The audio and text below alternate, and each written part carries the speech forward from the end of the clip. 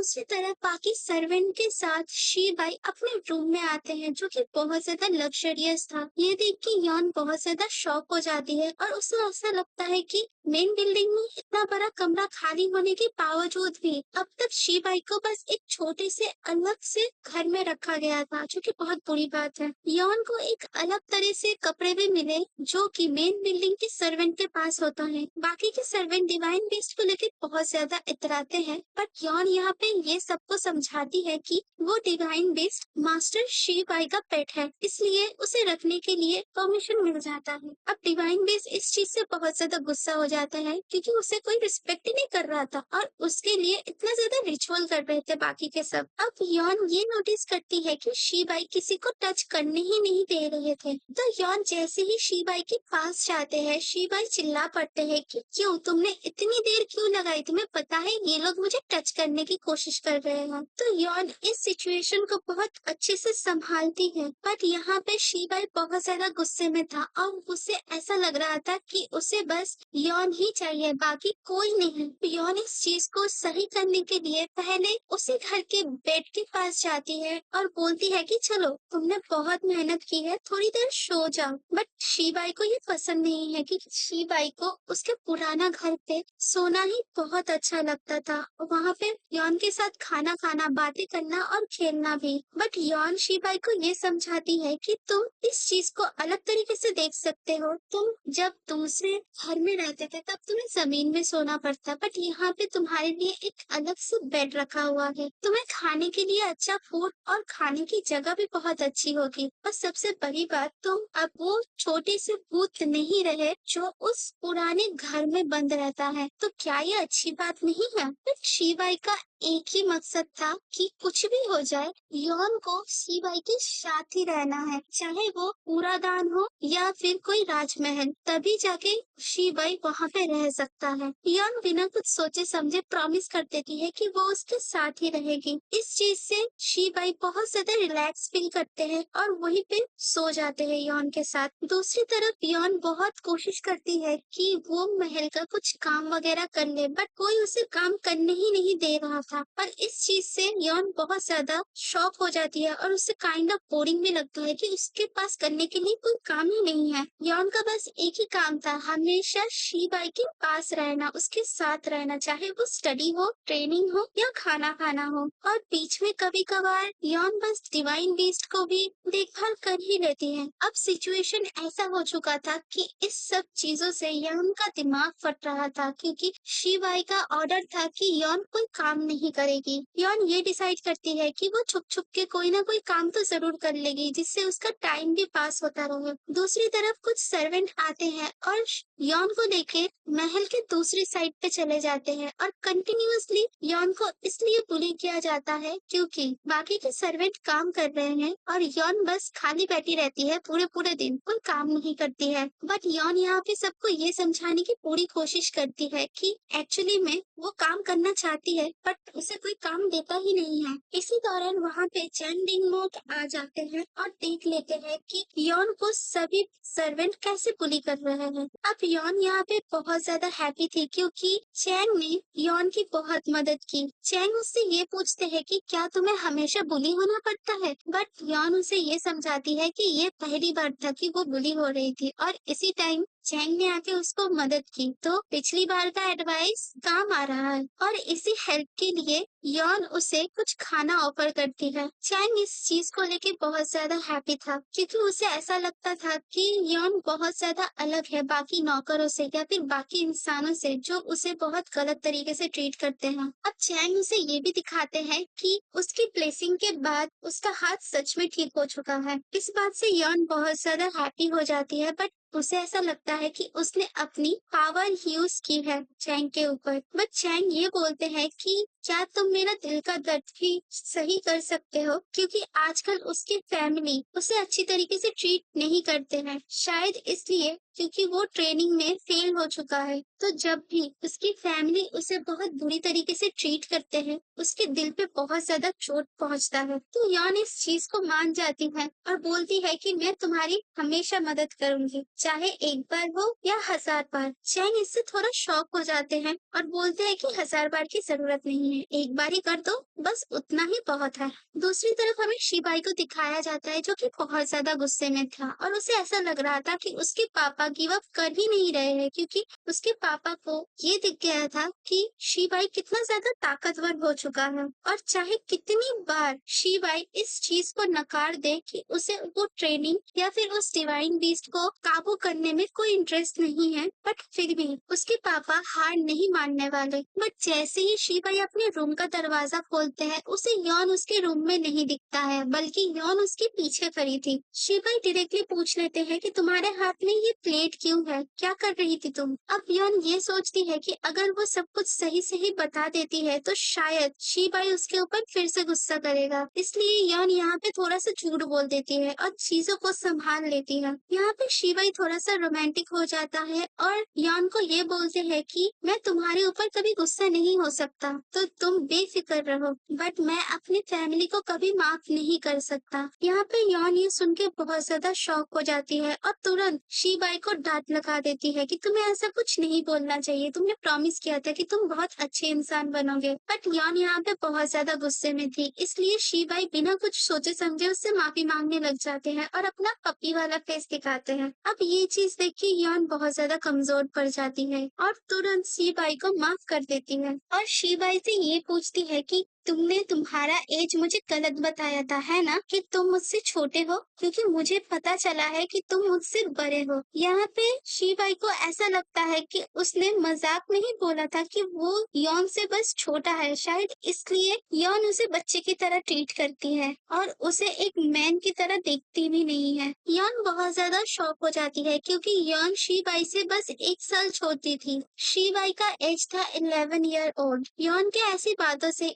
शिबाई को हर्ट होता है। यॉन बिना देर किए अच्छे से उस चीज को मेकअप करती है और शिबाई को मनाने की पूरी कोशिश करते हैं। उसी रात को हमें एक दूसरा सीन दिखाया जाता है जहाँ पे शिबाई के पापा उसके बड़े बेटे के साथ बात कर रहे थे। यहाँ पे शिबाई के पापा बहुत ज्यादा गुस्सा होते हैं चैंग के ऊपर, क्योंकि उसे ऐसा लगता है कि चैंग बेकार इंसान है और उसे जन्म ही नहीं लेना चाहिए था, क्योंकि असली पावर तो उसके छोटे भाई के पास है। इससे चैंग को बहुत ज्यादा बुरा लगता है, बट उसके पास एक और मौका था कि वो अपनी काबिलियत सबके सामने दिखा सके, क्योंकि शिबाई के पापा फिर से जा रहे थे माउंटेन पे ट्रेनिंग करने के लिए और इस बार शिबाई वहाँ पे जाने पे इनकार कर देते हैं। इसलिए शिबाई के पापा उसके बड़े भाई चैंग को वहाँ पे ले जाना चाहते थे। चैंग बस इतना चाहता था कि उसके ऊपर उसके पापा प्राउड फील करे, बट उसे जाने से पहले पता नहीं क्यों बट यॉन की याद आ रही थी, इसलिए वो ये सोचते हैं कि वो अपना सिल्क वाला कपड़ा यॉन को गिफ्ट करेगा, क्योंकि यॉन ने उसे बहुत मदद की थी। बट जैसे ही वो यॉन के पास जाने की कोशिश करता है, उसे दिखता है कि दरवाजे के सामने शिबाई खड़े हैं और शिबाई बिल्कुल नहीं चाहते हैं कि उसका बड़ा भाई यॉन से मिले, इसलिए शिबाई चैंग को बस इतना बोलते हैं कि यॉन का दिल बहुत साफ है, वो सबकी मदद करती है और इस चीज को लेके तुम अपने दिल में यॉन को लेके कोई जगह मत बनाओ, क्योंकि यॉन बस मेरी है और यहाँ से चले जाओ। यॉन को खुश रखने की जिम्मेदारी मेरी है और ये जिम्मेदारी मैं तुम्हें बिल्कुल नहीं देना चाहता। क्या तुम समझे मेरी बात? चैंग को फिर से बहुत ज्यादा बुरा लगता है और वो वहाँ से बिना कुछ बोले चला जाता है। अब शिबाई जेलस फील कर रहे थे क्योंकि वो नहीं चाहते थे कि यॉन को कोई कुछ भी गिफ्ट करे। यॉन को अगर कोई भी कुछ भी गिफ्ट करेगा तो सबसे पहला इंसान शिबाई होगा। नेक्स्ट मॉर्निंग सब लोग उस ट्रेनिंग के लिए निकल पड़ते हैं और इसी टाइम यॉन ये सोचती है कि वो चैंग को गुड बाय भी नहीं कर पाई और वो बहुत ज्यादा सैड लग रही थी, इसलिए शिबाई ये बोलते हैं कि अगर तुम दौड़ के जाओ तो शायद तुम चैंग को गुड बाय कर सको। यॉन बिना कुछ सोचे समझे दौड़ पड़ती है। यहाँ पे डिवाइन बेस शिबाई को बस इतना पूछते हैं कि तुम ना जेलस फील करते हो तो फिर तुमने यॉन को जाने क्यों दिया? तो शिबाई बस इतना बोलते हैं कि मुझे जेलस तो फील हो रहा है, बट मैं यॉन को कभी हर्ट करने के बारे में सोच भी नहीं नहीं सकता। दूसरी तरफ यॉन बहुत कोशिश करती है बट वो लास्ट टाइम तक चैन को गुड बाय नहीं बोल पाती है। बस वो अपने मन ही मन में ये प्रे करती है कि अब जो ट्रेनिंग उसके साथ होगा उससे वो बस सेफ रहे और यही ट्रेनिंग का टाइम है जहाँ पे चैंग को उसकी हीरोइन मिल जाएगी, तो वो बस चैंग के लिए दुआ ही कर सकती है। ऐसे ही 5 साल बीत जाते हैं और यहाँ पे यॉन हमेशा कोशिश करती है कि जब भी उसके आसपास सी बाई ना हो तो वो कुछ घर का काम कर ले, क्योंकि उसे खाली बैठना बिल्कुल पसंद नहीं था।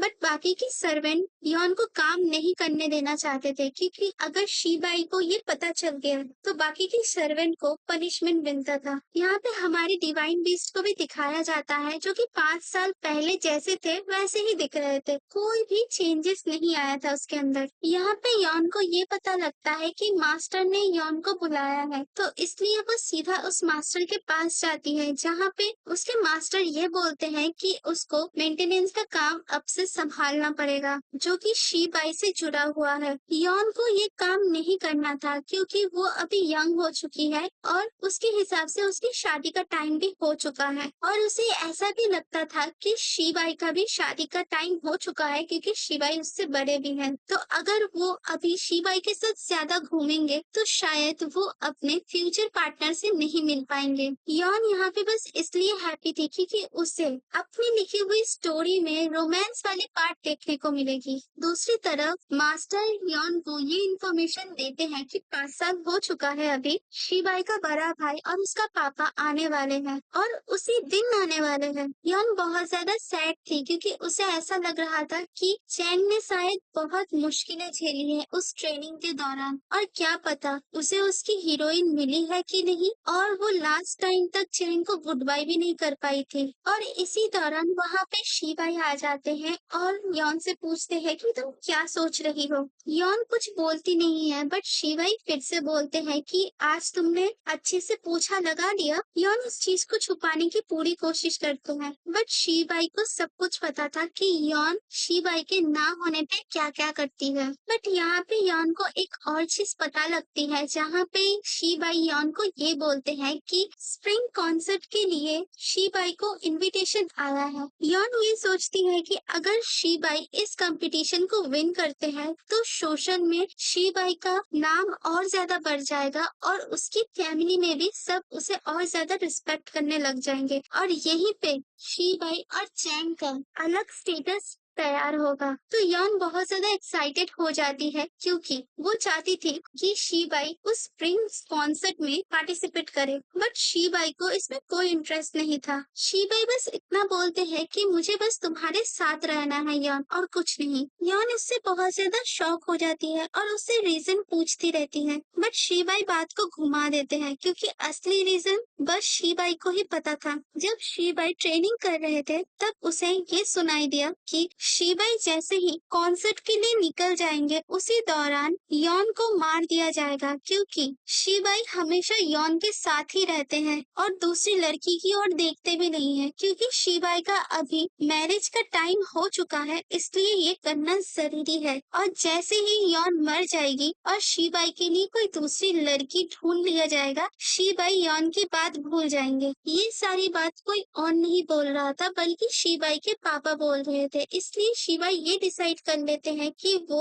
यॉन को छोड़ के कहीं नहीं जाएगी, क्योंकि जब वो कुछ नहीं था तब यॉन ही थी जिसने उसे सहारा दिया था, उसे रोशनी दिखाई थी। इसलिए शीबाई डिसाइड कर लेते हैं कि वो अब से बस यॉन के साथ ही रहेगा। दूसरी तरफ हमें यॉन को दिखाया जाता है जो कि अकेले डिवाइन बीस्ट के साथ एक नदी के किनारे बैठी थी। वो बस ये सोच रही थी कि शीबाई बहुत ज्यादा काबिल इंसान है, वो तलवारबाजी भी बहुत अच्छी कर लेता है, तो क्यों क्यों वो स्प्रिंग कॉन्सर्ट में पार्टिसिपेट नहीं करना चाहते हैं। बस ये रीजन तो नहीं है कि उसे बस उसके साथ रहना है, कोई और रीजन जरूर होगा जो शीबाई यॉन से छुपा रहे थे। इसी दौरान यॉन ये देखती है कि उसके पास कोई और नहीं चैन डेनमार्क आया है। 5 साल हो चुके हैं इन दोनों को मिले हुए, बट फिर भी यॉन चैन डेनमार्क को पहचान लेती है और इससे चैन को बहुत ज्यादा खुशी मिलती है। अब यॉन चैन को बस इतना बोलती है कि मैं तुमसे गुस्सा हूँ क्योंकि जाने के टाइम में तुमने मुझे गुड बाय भी नहीं बोला था। चैंग यहाँ पे बहुत बार माफी मांगते हैं इसलिए यॉन से, और यॉन को ये बोलते हैं कि अब से वो मास्टर नहीं है क्योंकि वो अपनी ट्रेनिंग में फेल हो चुका है। ये सुनने के बाद यॉन को तुरंत पता लग जाता है कि ऐसा क्यों है,